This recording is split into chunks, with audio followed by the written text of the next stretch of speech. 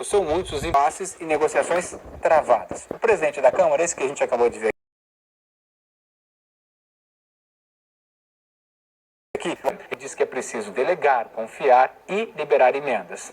Hoje, em uma coletiva no lado do ministro da Fazenda, Fernando Haddad, veio mais um recado. Tanto o Arthur Lira quanto o Rodrigo Pacheco, presidente do Senado, afirmaram que só serão rediscutidos por uma decisão do próprio Congresso e não do Palácio do Planalto. Um alerta sobre Eletrobras, marco do saneamento e autonomia do Banco Central. Também outros tantos projetos importantes hoje na mesa de negociação da Câmara e do Senado. Tantos novos projetos que são conquistas que virão, mas também a manutenção de uma realidade recente do Brasil, com votações importantes que o Congresso fez e que realidades que se tornaram efetivas no Brasil, como o marco legal do saneamento, como a capitalização da Eletrobras, como a autonomia do Banco Central, que são temas que nós já enfrentamos e consideramos uma realidade nacional. E o que nós objetivamos é a permanência dessa realidade, sem prejuízo de modificações que possam ser feitas pelos instrumentos próprios, mas o reconhecimento de uma realidade reformista do Congresso Nacional. E nós não podemos abrir mão disso. A revisitação de temas que o Congresso votou há pouco tempo, elas têm que acontecer quando acontecerem no âmbito do Congresso Nacional. É importante que a gente acalme esses ânimos dessas pautas, que efetivamente não terão eco nos plenários das duas casas, independente do presidente Pacheco. O governo ele tem sido informado disso, o ministro Haddad tem tido reiteradas vezes a citação dessas situações. Mônica, eu falei recado, mas quero até me corrigir. Não é nem recado, é uma posição clara. É um aviso, né? Não adianta. Traduzem perfeitamente e colocam cada palavra ali, Eletrobras, marco do saneamento. E a autonomia do Banco Central, que é uma das pedras no sapato do presidente Lula. Ele não suporta a ideia de que o Banco Central seja independente. E, comentei agora há pouco, o grande teste foi justamente o decreto legislativo que alterava pontos muito importantes.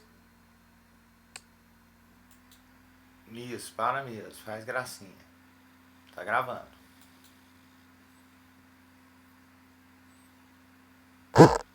Comparativas em relação aos novos parceiros que estão entrando nesse campo. Então, é algo que foi muito discutido, a gente acompanhou, foi um avanço enorme o fato de que as empresas têm que ter meta, as metas têm que ser cobradas, elas têm que ser cumpridas, e isso tudo ser feito por um decreto. Havia um marco aprovado no Congresso e um decreto ia desmanchar pontos muito importantes. Toda a ideia do marco do saneamento era favorecer a entrada do setor privado, de novas empresas, com novas formas de competição no setor de saneamento, em que o Brasil é atrás. É vergonhoso o número de saneamento que a gente tem aqui. E era uma pauta do interesse do ministro da Casa Civil, Rui Costa. Todo mundo comentava exatamente isso, havia uma defesa, inclusive, da empresa de saneamento. Então, ele insistiu no decreto, o decreto foi para o Congresso sem que tivesse havido uma boa negociação institucionais com a Câmara dos Deputados e foi um desastre. O decreto dizendo, não aceitamos. Eles derrubaram o decreto do governo com um decreto legislativo. E agora o governo quer ver se salva alguma coisa no Senado. Mas já tinha sido avisado, Arthur Lira disse várias vezes para a capitalização da Eletrobras. Outro ponto que o presidente Lula sempre se queixa. Ele acha que a capitalização da Eletrobras diminuiu o poder, que mesmo sendo majoritário no número de ações, o poder do governo dentro da companhia. A autonomia do Banco Central, porque não é possível influir na redução da taxa de juros como o governo quer, já que o Banco Central tem plena independência de fazer a decisão. E, finalmente, o marco do saneamento, como a gente disse, primeiro teste não deu certo. o aviso está dado. É bom que o governo se concentre em outras pautas. Tem coisas mais graves, como as que a gente vai falar daqui a pouquinho, na reforma administrativa, por exemplo. O governo, se dá uma piscada, ele acaba perdendo coisas bem importantes. Seu desejo por aqui é sempre uma ordem. Vou falar agora, especialmente para você, Mônica. Bom, a pressão contra o governo, né, vem de todos os lados, inclusive, como até o Camarote nos disse há pouco, nos partidos da paz. O Congresso avalia essa semana a medida provisória que, na teoria, valida a reestruturação dos ministérios que foi desenhada pelo governo Lula, né? Esse Lula 3, como a gente chama. Mas na prática não é bem assim. O relator do texto, que é o deputado Isnaldo Bulhões, do MDB de Alagoas, fez uma série de mudanças, trocando órgãos de pasta, esvaziando a responsabilidade de ministérios ligados ao PT e ao presidente Lula. Vou te mostrar aqui, começando, por exemplo, pela demarcação de terras indígenas, que, segundo o desenho do governo, seria assunto do Ministério dos Povos Indígenas, mas pode parar no Ministério da Justiça. A Agência Nacional de Águas e Saneamento Básico, a ANA, pode sair do Ministério do Meio Ambiente e parar na Integração e Desenvolvimento Regional. Tem outro, COAF, o famoso COAF, que tinha ficado sob a responsabilidade da Fazenda, pode voltar para o Banco Central. Tem também o PPI, Programa de Parceria e Investimento, joia da coroa da Casa Civil, que pode ir para o Ministério do Planejamento. E a gente olha aqui por último também, a política de preços agrícolas pode ser do Ministério do Desenvolvimento Agrário e ir para o Ministério da Agricultura. Aí o ministro Alexandre Padilha, das Relações Institucionais, disse que tudo foi dialogado junto com o governo e que ainda considera o texto um relatório equilibrado. O relator é o líder do MDB, de um partido que inclusive compõe o governo, fez um relatório dialogando inclusive com o conjunto do governo. É natural que o Congresso Nacional, sobretudo uma comissão mista que debate Câmara e Senado, queira fazer contribuições. São contribuições que mantêm o espírito inicial da reestruturação do governo, ou seja, aquelas questões centrais estão mantidas.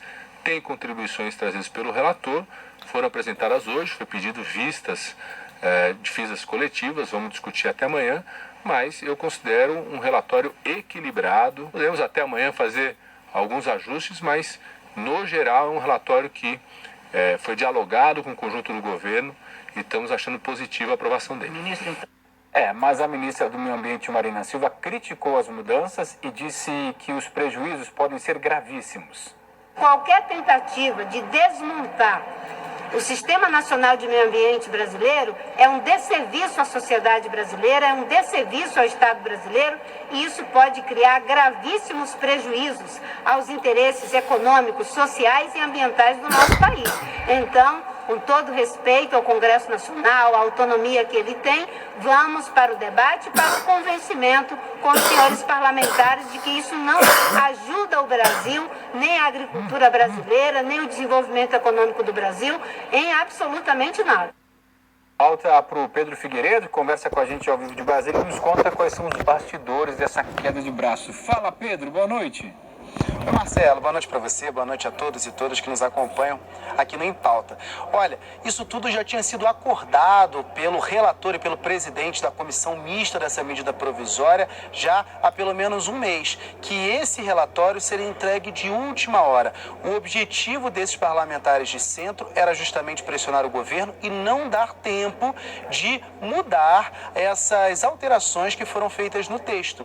Então o objetivo sempre foi votar essa MP de última hora. As medidas provisórias caducam com 120 dias e essa já está no dia 111, portanto ela precisa ser analisada ainda pela comissão mista, pelo plenário da Câmara, pelo plenário do Senado e pelo plenário da Câmara de novo, se tiver mudança, em até 9 dias, ou seja, até quarta-feira da semana que vem, porque na quinta ela já expira. Então foi tudo feito em cima da hora, porque o Centrão, né, ele se sentiu ali, de alguma maneira, irritado com a nova composição desses ministérios, né? Esses parlamentares entenderam que o governo turbinou ministérios do próprio PT ou mais à esquerda, como, por exemplo, o desenvolvimento agrário e os povos indígenas, e tirou atribuições dos ministérios entregues para os partidos da base.